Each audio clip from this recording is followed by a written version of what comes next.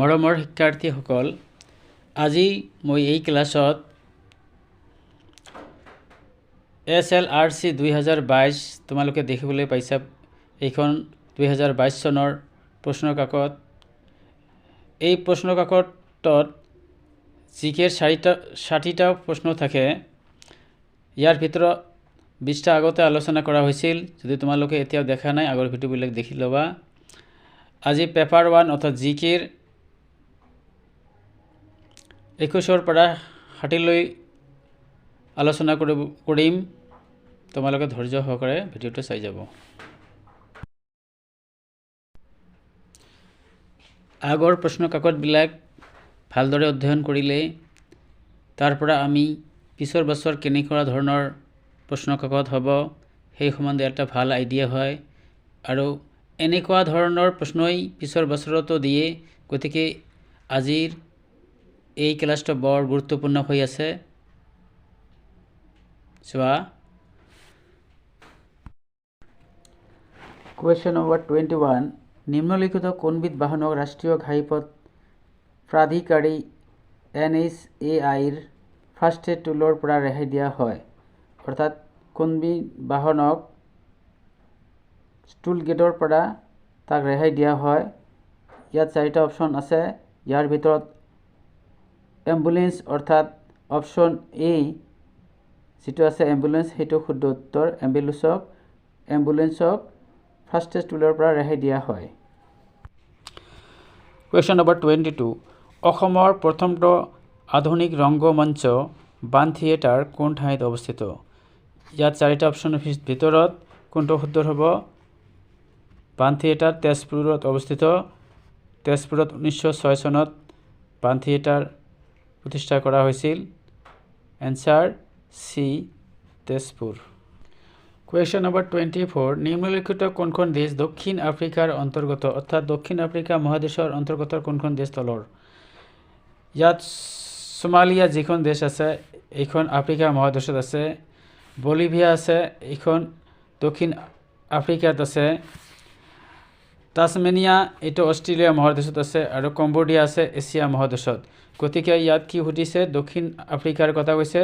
দক্ষিণ আফ্ৰিকাৰ দেশখন হৈছে ইয়াত অপশ্যন বি যিটো আছে বলোভিয়া। গতিকে এনচাৰ বি, বলোভিয়া। কুৱেশ্যন নম্বৰ 25, ভাৰতৰ কোনটো আন্দোলনত কনকলতা শ্বহীদ হৈছিল? দেখা কোনটো আন্দোলনত কনকলতা শ্বহীদ হৈছিল? ইয়াত অপশ্যন বি যিটো আছে ভাৰত ত্যাগ আন্দোলনত। ভাৰত ত্যাগ আন্দোলন কেতিয়া হৈছিল? 1942 চনত। Answer B.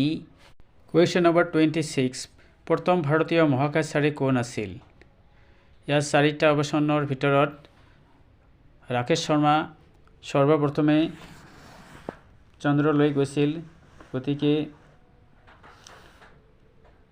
এনচাৰ চিটো কাৰেক্ট এনচাৰ, ৰাকেশ শৰ্মা। অসমৰ ৰাজ্যিক সংগ্ৰহালয় ক'ত অৱস্থিত? এনচাৰ বি, গুৱাহাটীত অৱস্থিত।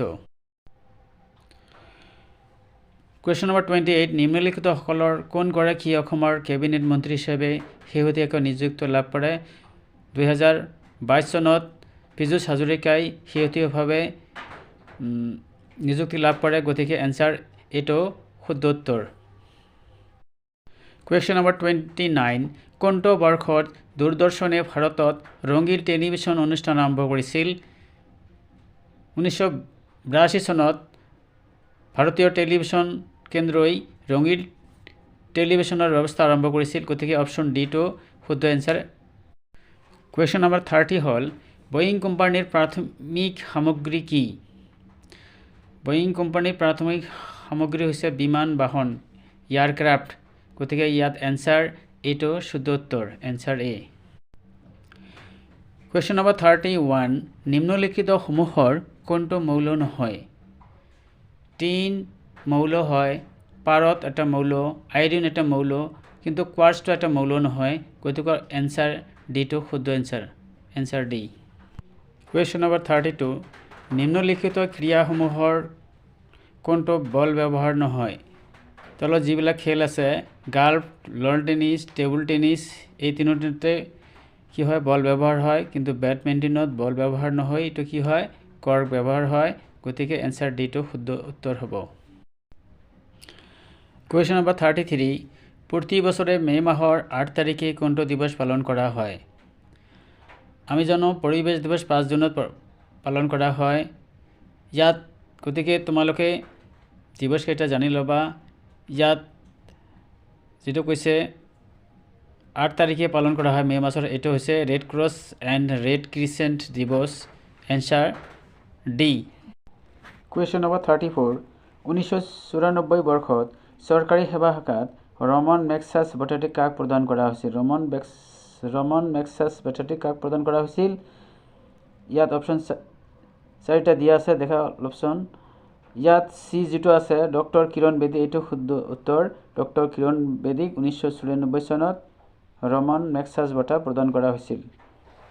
কুৱেশ্যন নম্বৰ 35 নিম্নলিখিত বিষয়সমূহৰ কোনটো ভাৰতৰ প্ৰথমটো কৃত্ৰিম উপগ্ৰহ? আমি জানো 1975 চনত ভাৰতে আৰ্যভট্ট নামৰ কৃত্ৰিম উপগ্ৰহটো পঠাইছিল। গতিকে ইয়াত এনসাৰ সি যেটো আছে সেইটো শুদ্ধ উত্তৰ। এনসাৰ সি। কুৱেশ্যন নম্বৰ 36 এজন ব্যক্তিয়ে যদি টাকাৰে ধন বিনিময় কৰে তেন্তে তেওঁ কোনখন দেশত আছে? অৰ্থাৎ টাকা কোন দেশৰ মুদ্ৰা? এইটো আমি ক'ব পাৰি যে বাংলাদেশ। বাংলাদেশ টাকা মুদ্ৰাক কি কোৱা হয়? টাকা বুলি কোৱা হয়। এটি সুখবৰ, এইবাৰ 2024 চনৰ যিবিলাক পৰীক্ষাত আহিব, 3rd grade 4th grade EDRE Assam police, এইবিলাক পৰীক্ষাৰ বাবে তোমালোকে সাজু হ'বা। তোমালোকৰ বাবে এসপ্তাহমান আগত মই এটা সম্পূৰ্ণ প্ৰশ্ন কাকত ওলাইছোঁ। তোমালোকে এসপ্তাহ আগত পাই যাবা। তোমালোকে এইখন পাবলৈ এই চেনেলটো সাবস্ক্ৰাইব কৰিব আৰু সাপোৰ্ট কৰিব আৰু তোমাৰ বন্ধু বান্ধৱীক সহায় কৰিব। মই নিশ্চিতভাৱে ক'ব পাৰোঁ এইখন প্ৰশ্ন কাকত সমাধান কৰিলে তোমালোকে পৰীক্ষাত নিশ্চয় পাছ কৰিবা। কুৱেশ্যন নম্বৰ 37 কোনখন দেশে সৰ্বাধিক ৰপ্তানি কৰে?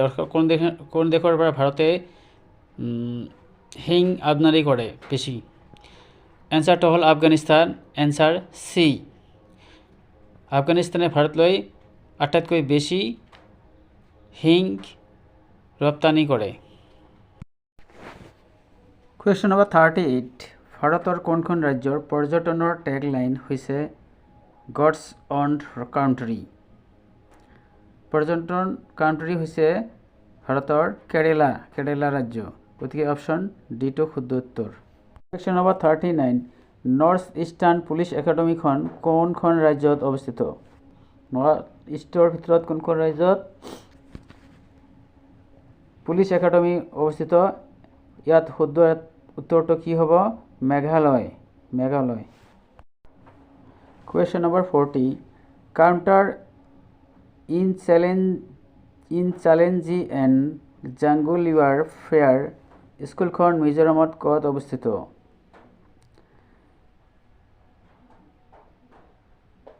ইয়াৰ শুদ্ধ উত্তৰটো কি হ'ব? অপশ্যন ডি যেটো আছে ফাইৰেংটি। এই ক্লাছটোত 2022 চনৰ আসাম পুলিচৰ 20টা প্ৰশ্ন আলোচনা কৰা হ'ল আৰু 20টা প্ৰশ্ন জিকেৰ বাকী আছে। পিছৰ ভিডিঅ'টোত মই এই 20টা আলোচনা কৰিম। সকলোৱে ভালে থাকক, সুস্থ থাকক এই কামনা কৰি আজিলৈ বিদায় মাগিছোঁ। ধন্যবাদ। চেনেলটো ভাল লাগিলে সাপোৰ্ট